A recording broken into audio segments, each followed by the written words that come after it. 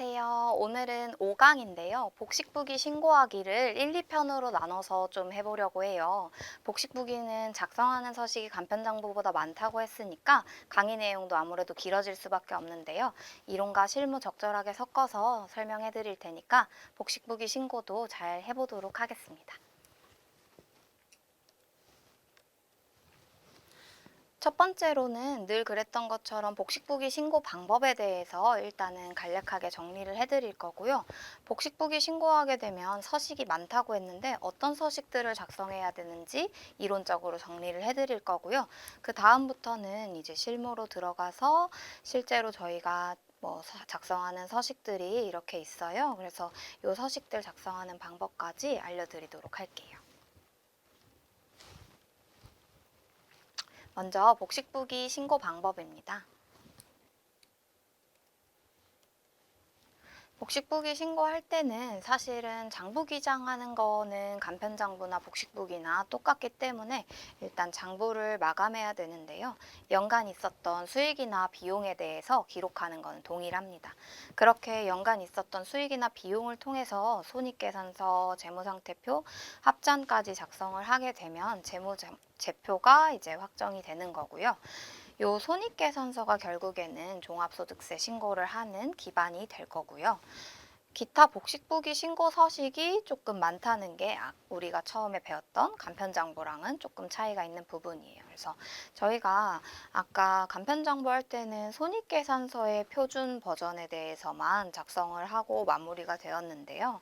이제 복식부기를 하게 되면 표준 재무제표, 그러니까 손익계산서, 재무상태표, 합잔까지 모두 표준 버전으로 만들고 끝나야 합니다. 그래서 그것들과 그리고 부수적으로 이제 복식부기에서 작성을 요하는 서류들을 작성을 하고 나면 이제 기본적인 준비는 마치는 거고요. 우리가 회계라는 것과 이게 장부, 북이라고 하고요.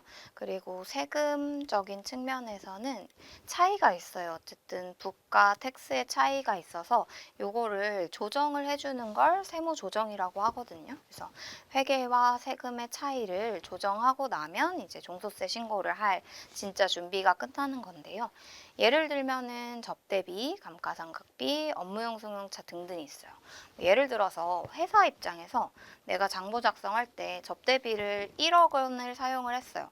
그러면 회계적으로는 정말 1억 원을 썼으니까 1억 원의 비용이 발생한 거는 맞지만 장부에서는 접대비, 즉 기업 업무 추진비로 명칭은 바뀌었거든요. 그래서 기업 업무 추진비를 1억 원을 다 인정을 해주게 되면 너무 접대하는 데만 돈을 많이 쓸 수가 있잖아요. 그래서 장부에서 다 작성을 1억을 했다고 하더라도 세금에서는 접대비 한도, 기업 업무 추진비 한도라는 걸 두고 있거든요. 그래서 요거가 기본적으로 중소기업에게는 3,600만 원이에요. 그래서 예를 들어 1억 원을 사용했다고 치면 요 초과하는 부분 6,400만 원은 부인을 하거든요. 비용 처리가 되지 않는다는 거예요.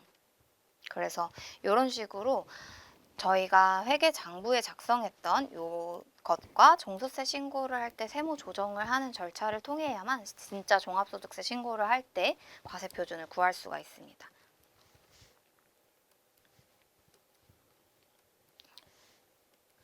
그래서 요 세무조정까지 마치고 나면은 종소세 신고를 위한 서식을 또 추가적으로 작성을 하게 되는데요. 조정계산서, 소득공제 신고서, 종합소득세 신고서, 기장세액공제 신청서 등등 이런 것들이 있고요.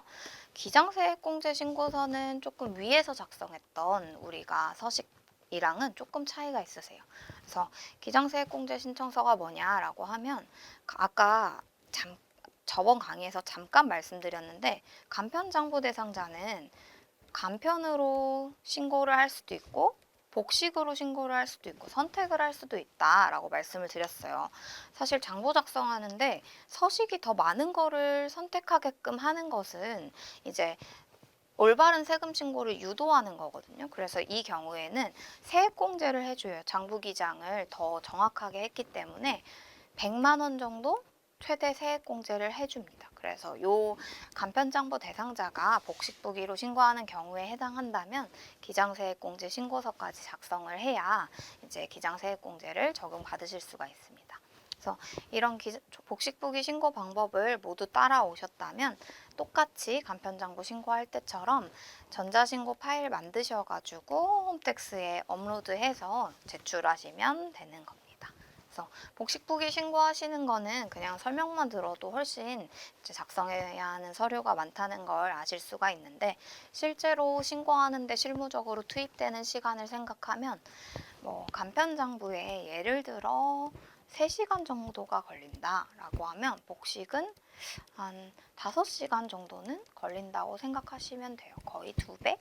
이시고, 그래서 사무실마다 수수료 책정하는 방식도 조금씩 차이가 있겠지만 수수료도 거의 2배 정도 차이가 나는 편이니까 수수료 안내할 때도 복식부기로 하게 되면 좀 차이가 난다라고 안내를 해주시면 됩니다.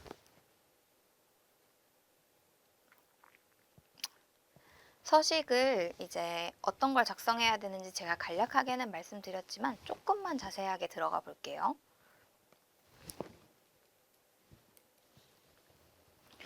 표준 재무제표인데요. 재무제표는 재무제표 여러 가지 것들을 이제 합쳐서 이르는 말이에요. 그래서 이거는 위하고 실제 화면이거든요.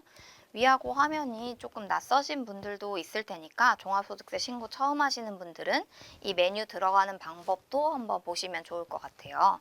그래서 4번째 란에 보시면 여기 표준 재무제표란이 있어요. 표준 재무제표 여기 검색하실 수도 있는데요. 사실은 검색하거나 하면 시간도 너무 오래 걸리고 하다 보니까 익숙해지시면 이렇게 메뉴에서 찾아서 들어가시는 게 더 좋고요. 표준 재무상태표를 표준 대차대조표라고 해요. 예전에 이제 재무상태표의 예전 이름이 대차대조표였어서 아직 메뉴에는 이렇게 되어 있고요. 표준 대차대조표, 표준 손익계산서, 표준 원가명세서, 표준 합계잔액시산표, 이렇게 표준 재무제표는 총 4개를 작성하셔야 돼요. 그래서 일단 일반적인 회계 탭에서 요거는 조정 탭이거든요. 그래서 회계 탭에서 장부를 다 작성하시고 나면 사실 회계 탭에서 우리가 작성한 재무 제표들은 실제로 전자신고 시에 반영이 되진 않아요. 그래서 전자신고 시에 이건 반영되진 않고요.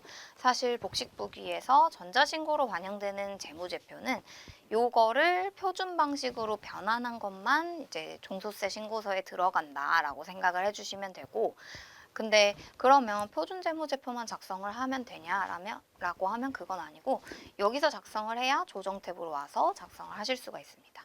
그래서 요 4개는 재무제표로서 작성을 해주셔야 된다. 표준 손익계산서만 작성하는 간편장부 대상자랑은 차이가 있죠. 4개나 작성하셔야 되니까. 그리고 수익금액과 관련해서도 이제 복식부기 의무자는 2개를 작성을 하게 돼요. 특별한 사항이 없다면 총수익금액 조정명세서와 조정 후 총수익금액 명세서, 이 2개가 금액이 비슷한 경우도 있지만 조정 후 총수익금액 명세서에는 자비익이라던가 뭐 추가로 기재되는 부분들이 있을 수 있어요. 그래서 이 부분들은 추가로 기재되는 항목을 작성을 할 건데 이따가 실무편에 들어갔을 때 좀 더 자세하게 설명 작성하는 방법 알려드리도록 하겠습니다. 그래서 요거는 종합소득세 신고 안내문에 있는 수익금액과 이 수익금액이 일치해야만 세금에 신고하는 데 있어서 수익금액을 누락하지 않고 신고하는 거다. 그러니까 2 금액이 일치되어야 된다라고 생각해 주시면 되고, 간혹 가다가 안내문에 내 아이 수입이 누락되는 경우가 있어요. 그 경우에는 당연히 안내문 그대로 하지 않고 실제 수입대로 신고하시면 되겠죠.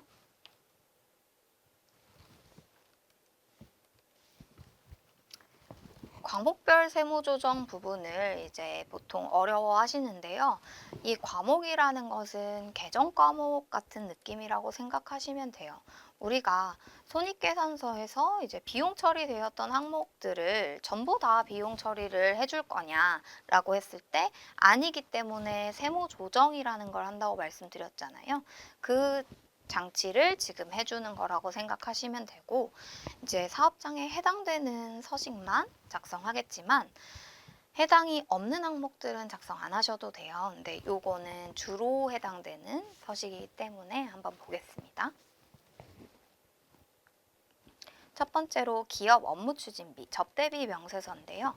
기업 업무 추진비 아까 말씀드린 대로 한도와 실제 사용액 중에서 비교해서 작성하게 되고요. 재세공과금 조정명세서라고 하는데 사실은 우리가 세금과 비슷한 성격으로 돈이 나갔는데 세금 신고를 할 때는 이제 세금인데도 불구하고 비용 처리가 안 되는 항목들이 있어요. 그래서 여기서 뭐 예를 들어서 세금 납부를 늦게 해서 가산세를 낸 거예요. 근데 이 가산세가 적정한 비용일까요? 법적으로 이제 뭔가 잘 지키지 않았기 때문에 내는 세금이기 때문에 이 가산세는 비용 처리를 해주지가 않습니다. 그래서 이런 것들 비용으로 인정 안 되게끔 처리를 해주셔야 되고요. 그리고 지급이자 조정명세서 이제 이자 비용 중에서도 비용이 불인정되는 것들이 있기 때문에 그런 부분들도 저희가 살펴볼 거고요. 업무용 승용차 관련 비용 명세서는 이제 복식부기 의무자인데 차량과 관련된 비용이 있다라고 하면 요거 작성해 주셔야 됩니다. 업무용 승용차 관련 비용 명세서는 이제 가산세도 있기 때문에 굉장히 신중하게 작성해 주셔야 되고요. 업무용 승용차 관련 비용 명세서 적을 때 이제 실수하는 부분들이 많이 있어요. 주로 실수하는 부분들 어떤 부분인지 실무에서 다루도록 하겠습니다. 다음으로는 감가상각비 조정 명세서 합계표까지 작성하면 대부분의 이제 복식부기 작성 서식을 모두 마치시는 거기 때문에 주로 하는 이런 것들에 대해서까지 언급해 드리고 넘어가겠습니다. 한 가지 더 있는데요. 기부금 명세서 및 조정 명세서입니다. 여기 보시면 필요경비라고 적혀 있어요. 이게 왜 적혀 있냐라고 하면 이제 초반 강의에서 좀 설명드린 적이 있는데 기부금이 세액공제로 반영되는 경우도 있거든요. 우리 지금 복식부기를 작성한다는 거는 사업소득자가 이제 장부 작성을 한다는 거니까 우선은 필요경비로 비용 처리가 될 가능성이 높아요. 얘는 근로소득일 때 하는 거기 때문에 그래서 똑같이 기부금과 관련된 명세서라고 해도 사업소득자일 때는 필요경비 쪽으로 꼭 메뉴를 선택하셔서 작성을 해주셔야 되고요. 그렇게 관련된 조정을 하고 나면 조정명세서를 작성을 하게 됩니다. 여기까지 하시면 대부분의 절차는 끝난 거고요. 소득이 계산이 되게 되면 소득에서 추가로 빼주는 것들이 있어요. 내가 부양가족이 많다 라고 하면은 세금을 조금 덜 내야겠죠. 왜냐하면 뭔가 가족이 더 많다는 거는 내가 실제로 가용할 수 있는 소득은 조금 적은 것이기 때문에 뭐 부모님을 봉양한다거나 자녀가 있다거나 이랬을 때는 공제를 조금 더 해줘서 세금을 덜 낼 수 있도록 해주거든요. 그래서 부양가족과 그 더불어 소득공제로 규정해 놓은 것들을 여기서 반영한다라고 생각하시면 됩니다. 소득공제 신고서까지 반영을 다 했다면 종소세 신고서를 작성을 하게 되고요.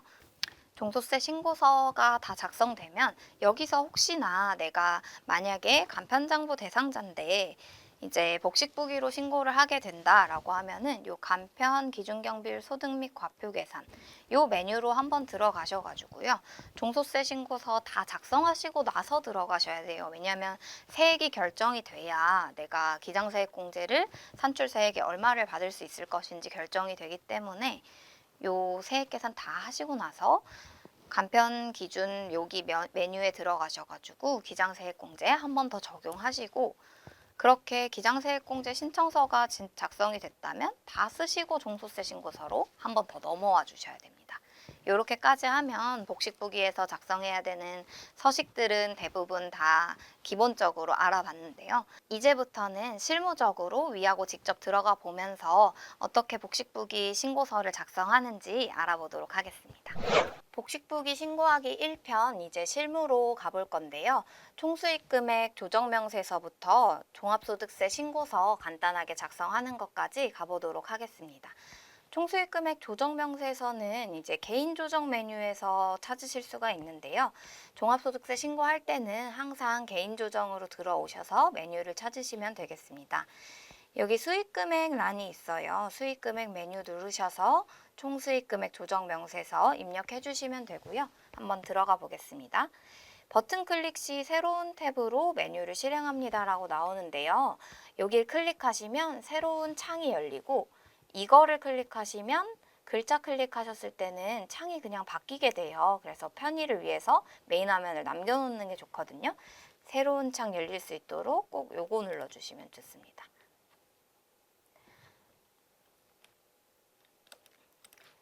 매출 조회 누르시면요. 일괄 선택하셔서 확인 누르셨을 때 여기 수익금액 조정 명세서란에 상품 매출과 자비익이 불러와지고요.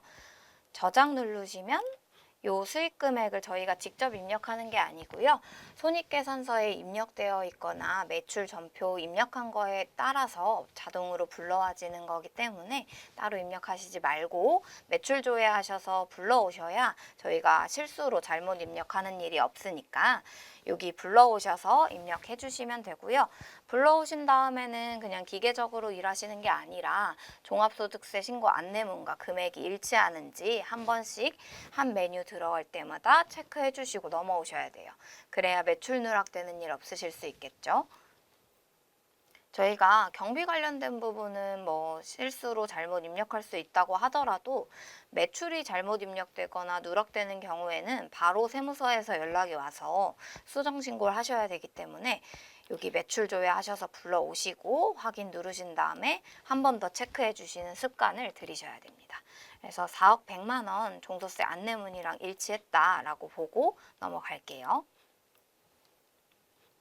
그러면 총수익금액 조정명세서에서 입력해준 수익금액이 부가세 매출과 일치하는지 확인하도록 하겠습니다. 조정 후 총수익금액 명세서 메뉴로 들어왔고요. 메뉴 찾기 어려우신 분들은 조정 후 입력하셔서 클릭해서 들어오셔도 되세요. 그래서 새로 불러오기 한번 해보겠습니다.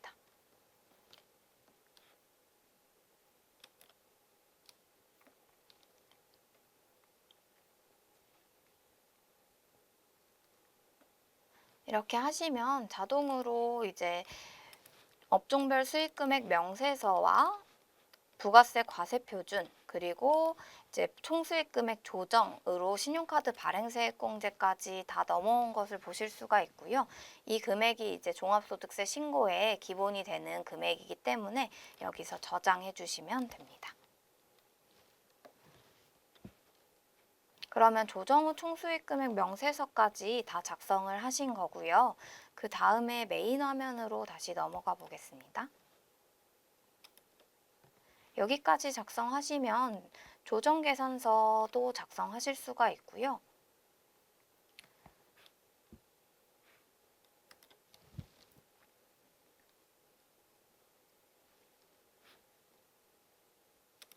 대리구분 기장 누르고 조정계산서 작성한 것까지 저장 한번 해보겠습니다.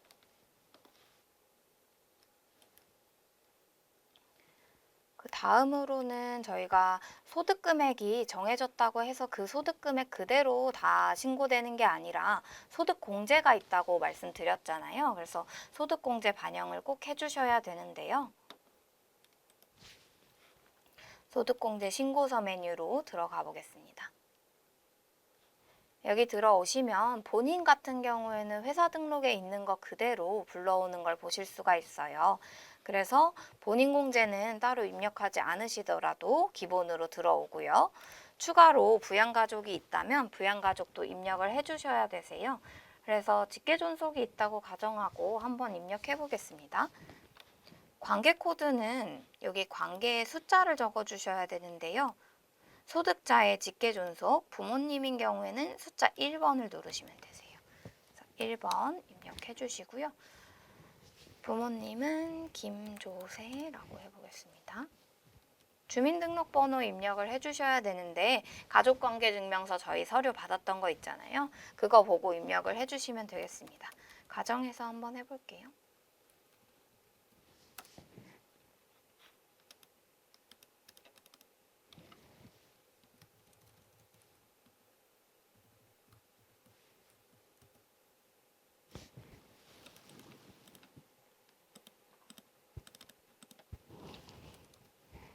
나이가 지금 주민등록번호를 올바르게 입력하지 않았기 때문에 마이너스로 입력이 되는데 원래대로 주민등록번호 잘 입력한다면 여기 나이가 자동으로 활성화되면서 만 60세 이상일 때 기본공제에 동그라미 표시가 됩니다. 그래서 여기서 동그라미 표시가 된다라는 거의 의미는 기본공제가 이제 2명이다 라고 표시하는 것과 같거든요. 그래서 이렇게 체크해 주시면 되겠습니다. 그리고 저장 누르고 일단 넘어가 볼게요. 만약에 국민연금보험료 납부한 게 있다면 여기 주연근무지 부분에 입력을 해주셔야 되는데요. 연금보험료 120만 원 납부했다고 한번 해서 입력해 보겠습니다. 국민연금보험료는 우리 종합소득세 신고 안내문에 얼마 납부했는지 나와 있기 때문에 그 금액 확인해서 그대로 입력만 해주시면 되겠습니다. 그리고 혹시나 뭐 추가로 반영해줘야 될 내역이 있다면 여기에 내역을 찾아서 그 부분에 금액만 입력해 주시면 되고요. 사업소득자 같은 경우에는 건강보험료를 경비로 입력하기 때문에 이미 손익계산서에서 다 반영된 상태예요. 그래서 여기서는 따로 입력하지 않습니다. 만약에 근로소득자라면 이 부분에서 입력하는 거예요. 건강보험료는 사업소득자는 필요경비로 입력하고 그리고 만약에 근로소득자라면 소득공제로 입력합니다. 기타공제에서는 소기업 소상공인 공제부금이 있다면 노란우산공제죠. 여기도 입력해 주셔야 되는데요. 안내문에서 300만 원 납입했다고 볼게요. 그러면 한도는 조금 다르실 순 있지만 편의상 300만 원이라고 입력해 보겠습니다. 특별세액공제는 사업소득자는 적용받는 경우가 많지 않아요. 그래서 일단 없다고 가정하고 그러면 저희가 소득공제를 다 입력한 거예요. 저장하면 종합소득세 신고서에서 불러오실 수가 있습니다. 그래서 소득공제 신고서에서 복습 한번 해볼게요. 김신비님 본인공제 들어갔고요. 존속이 1명 있다고 치고 기본공제 해서 2명 반영돼서 300만 원 입력했습니다.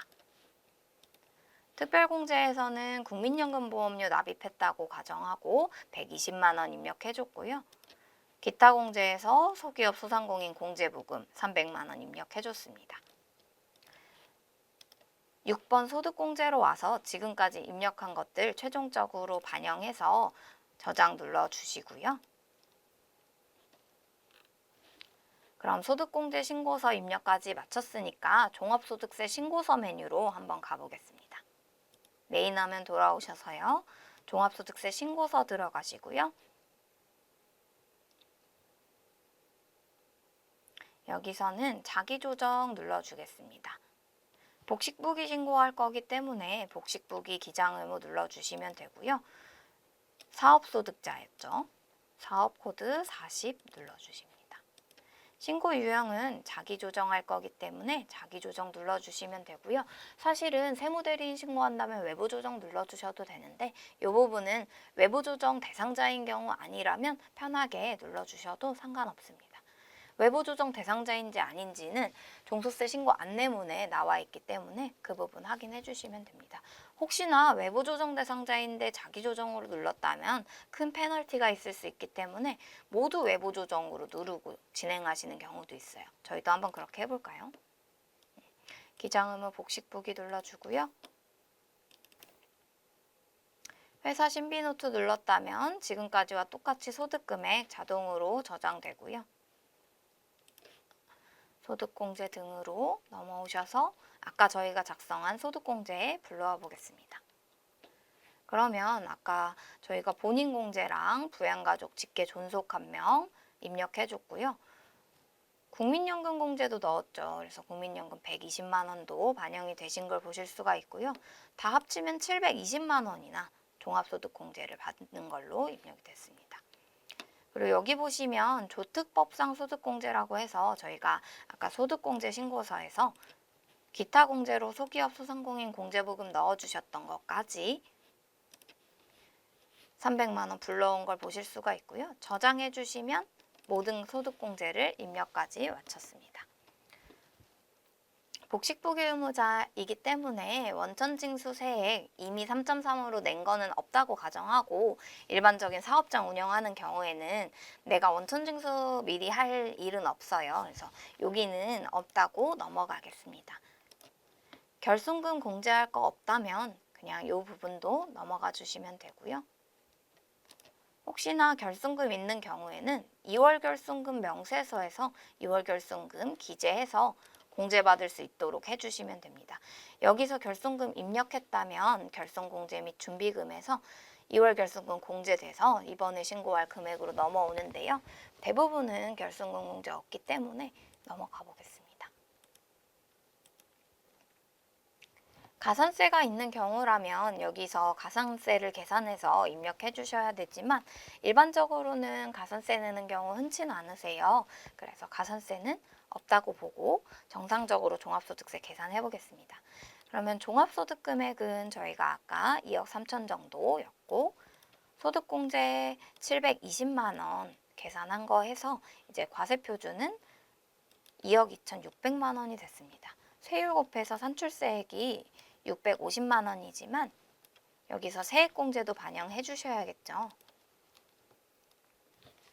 사업소득자들은 대부분 세액공제 받을 수 있는 게 많지 않기 때문에 표준세액공제 7만 원만 반영하고 넘어가겠습니다. 그러면 세액공제 7만 원 반영이 되었고요. 여기 보시면 자동으로 분할납부할세액 계산이 되세요. 그래서 금액이 큰 경우에는 이렇게 분할납부 절반으로 계산이 되는데 혹시나 납세자분께서 분할납부 원치 않으셔서 전액납부하고 싶다라고 하시면 여기에 분납할세액 0원 입력하시면 자동으로 신고기한 내 납부 전액 들어가니까 저장하고 마감해 주시면 되겠습니다. 종합소득세 신고에서 복식부기가 조금 다른 거는 표준 재무제표를 전부 다 불러와야 된다는 건데요. 표준 재무제표에서 뭐 들어가는 부분은 표준 재무상태표, 그리고 표준 손익계산서, 표준 합계잔액 시산표, 그리고 또 추가로 만약에 제조업이 있다면 원가명세서까지 표준 양식으로 들어가 주셔야 돼요. 그래서 그 부분들 다 작성하시면서 이제 종합소득세 신고를 복식부기로 제출해 주시면 되고요. 손익계산서만 표준으로 들어가는 간편장부와는 이런 차이가 있기 때문에 작성하실 서식이 조금 더 많습니다. 그리고 1편에서 분량 때문에 제가 과목별 세무조정 넣지 않았는데요. 다음 편에서 이제 과목별 세무조정을 통해서 기부금이나 접대비나 이런 것들 있는 경우에 어떻게 세무조정해서 이제 저희가 회계 처리한 것 중에 세금 비용으로 필요경비 인정되지 않는다면 어떻게 해야 되는지 그것까지 같이 살펴보도록 하겠습니다. 복식푸기 1편은 여기까지 마치겠습니다.